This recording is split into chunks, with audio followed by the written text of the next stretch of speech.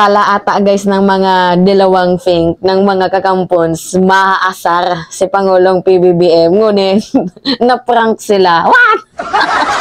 Sabi nga dito guys, oh, big drop in approval rating, not important, Marcos says. Kumbaga, unbothered king ho. Yan ho yung kagandahan sa ating Pangulo. Hindi siya asar talo. Instead na magmukmuk siya sa isang gilid dyan, dahil tatanungin niya kung bakit bumaba yung cervico, gumawa siya. Gagawa siya ng mga best way, ng mga paraan, di ba, para tumaas ulit yung kanyang rating. Syempre, pagtatrabahuan niya ito at alam niya kung ano yung pinanghuhugutan ng ating mga kababayan. Dahil nga, di ba, sa pagtaas ng mga bilihin, dahil yan sa mga smuggler. Oh guys, tingnan niya, balikan natin yung kupong-kupong days. Binuking ni Erwin Tulfo, PBBM, ginigiba ng rice cartel. Kasi guys, itong mga, ano ba to, mga bayro sa ating lipunan, itong mga smugglers, hoarders, 'di ba? Gusto nilang magalit itong taong bayan kay Pangulong PBBM. Kaya nagsasabotage sila eh.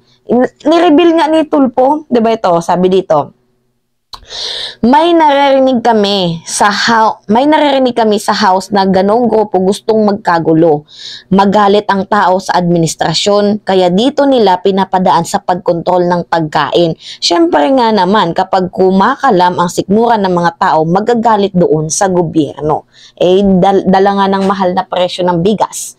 'Di ba? Dahil nga sinabotage si Pangulong PBBM. Biruin mo, may nabasa din akong isang article, I forgot it kung anong title no. Hinahanap ko kanina, hindi ko na makita, na gusto nilang mapahaya si Pangulong Bongbong Marcos dahil pinangako niya na 20 pesos ang bigas. Tapos ang nangyari, 'di ba, imbis naging 20, naging triple. Kaya, 'di ba, nagalit ang mga tao. At saka guys, just to be clear, hindi ho 'yun pangako. It is an objective. That is a goal of the government na kahit man lang sa kanyang term, 'di ba, mapababa yung presyo ng mga bilihin. But suddenly, 'di ba, hindi, 'di ba, sa ngayon hindi siya nagkatotoo sa ngayong ano na to, term niya na to. I mean, ngayong year na to, medyo bumaliktad yung goal kasi nga pinagkaisahan siya nitong mga nagkakartel na to, nitong mga smuggler na to. Isa nga sa nakakalungkot na imbis na tumulong, 'di ba, para mapaganda ang ating bayan, ang ginagawa nila, sinasabotage nila si Pangulong PBBM at tuwang-tuwa pa na bumagsak ang ating administrasyon without knowing na kung bumagsak man ang ating Pangulo, kabagsakan din yun ng mga mamamayang Pilipino. So ngayon, sabi dito, big drop in approval rating, not important, sabi ni Pangulong PBBM. The new poll showing a significant drop in his approval rating did not surprise. So, hindi na bago, hindi siya na-surpresa kasi alam niya naman yung pinanghugutan ng mga tao. So, 'di ba, instead na magmukmuk siya, magmaktol siya diyan, edi gumawa na lang siya ng paraan. Kumilos na lang siya. Syempre, naglilibot yan si Pangulong PBBM. Araw-araw may tao yang nakakasalumuha. Alam niya yung problema. At alam ko din na kumikilos tong si Pangulong Bongbong Marcos. Ang problema nga lang dito, sa gabal, itong mga smugglers na to dito sa ating bayan, sila yung nakakasira ng image ni Pangulong PBBM. Tsaka din yung mga officials, government officials na mga tamad, 'di ba, sa mga ahensya. Kahit anong sikap ni Pangulong Bongbong Marcos, guys, kahit ano yung kanyang uri ng pagtatrabaho, kahit ano yung uri ng kanyang pagsusumika para mapaganda ang ating bayan, hindi mangyayari guys na mapaganda ang ating bayan kung yung mga nasa government officials, yung mga secretaries ay mga tatamad-tamad. Isipin nyo guys, workaholic ang ating Pangulo. Tapos, di ba, grabe kung makapag hard work, malala, trabaho, malala, araw-gabi, trabaho. Di ba? Tapos, malalaman-laman mo yung mga government officials na mga, di ba, under sa kanyang subsidies, mga secretaries, papetiks-petiks lang. 'Di ba? So, paano magkakaroon ng improvement kung yung mga kagrupo din ni Pangulong Bongbong Marcos ay siya ring mga nagpapabagsak sa kanya? Kaya nga sabi ni Mig Zubiri kanina, 'di ba? Pakita ko sa inyo. Zubiri tells Bongbong Marcos replace underperforming cabinet members. Kasi 'di ba? Imagine, hindi ka na nga nakatulong, nakaperwisyo ka pa. So, tama lang naman na nag-advise si Mig Subiri kay Pangulong Bongbong Marcos na itong mga walang kwentang government officials na to, mga kabinete na to, pananggalin, palitan ng bago. Kasi mga bulok yung kanilang sistema dyan eh. So, kahit anong workaholic kasi ni PBBM, hindi aabante ang Pilipinas kung isang kamay lang, isang katawan lang yung kumikilos. Kailangan natin dito maraming utak, maraming lakas.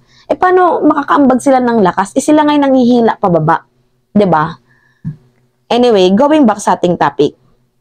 Sabi pa dito, after an 80% approval rating in a Pulse Asia survey last June, Marcos Jr. fell to 65. Kasi 2-digit guys ang ibinagsak ni Pangulong PBBM. 65, 70, 75, 80. Kumbaga 15%. Malaki na yon. Pero guys, itong 65% na to, hindi naman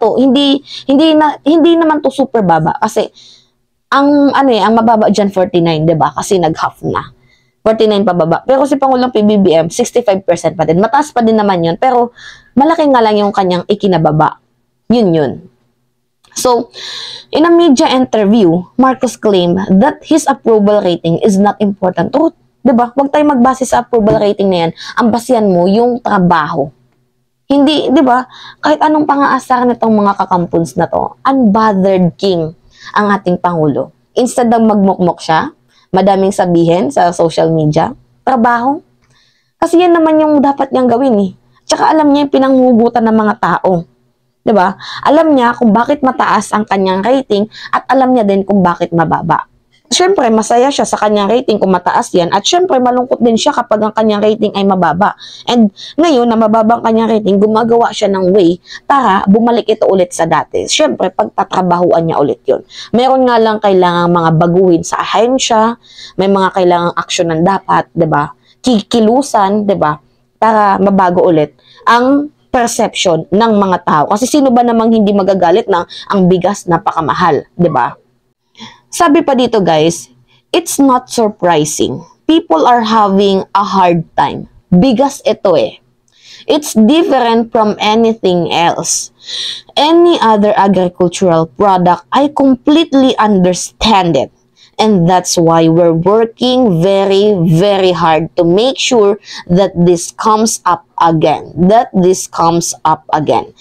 because of the survey, that's not important to me. But for me, guys kung tatanungin nyo ako, surveys matter at all. Kasi if your survey drop down month by month, 'di ba? Every month nagdo-drop, it only means you are not effective leader. Pero kay Pangulong PBBM, it's a different scenarios naman kasi hindi naman yung lagapak ang kanyang survey na sasabihin mo 49, 30%. Hindi pares kay Lenny, 'di ba? Na sobrang baba ng trust rating niya, ng approval rating niya, 'di ba? Super baba. Pero kay Pangulong PBBM, 65 is not bad at all. Despite of what happened to our country, 'di ba? Yung meron tayong tinatawag na inflation, hoarders, smugglers, na yan, 'di ba? It is not bad at all, guys. Na yung survey niya ay ganyan pa din. Mataas pa din yan, pero syempre, nagiging mababa lang siya tingnan kasi yung 80% bumaba. So, that is the reason why parang sa tingin ng mga tao ay mababa. Pero guys, just like what I said, kapag yung survey ay bumaba month by month, ibig sabihin nun, you are not a effective leader. But I'm pretty sure guys na this time at this moment lang naman ito nangyari. I'm pretty sure na next survey again, it will rise. So, sabi pa dito, what's important to me is what we make sure that the people have enough to eat. And that is affordable to them. Kaya hindi mo masisisi ang tao. Talagang naghihirap sila eh. So, yan na nga, sinabi ni Pangulong PBBM na itong mga kababayan natin ay sagad na kasi. 'Di ba? Sinagad na yung kanilang pasensya. Itong mga ano na to, itong mga nagkakakartel na to. Kung hindi sana itong mga pasaway, 'di ba? Kung hindi sana sila mga ano sa lipunan, sana maganda yung trust rating ni Pangulong PBBM. Kung hindi lang siya pinagkakaisahan, sa totoo lang guys, kasi wala eh. Pinagkaisahan. At ang malala pa dyan guys, gusto nilang galitin ng taong bayan at yung sisi sa ating government. Kasi gusto nilang pamuka na mali tayo ng binoto. Kumikilos na naman itong mga kampon ni Satanas. Kitang-kita ko yan. Anyway, but then, unbothered king si Pangulong PBBM. So, mas lalo kayong maaasar.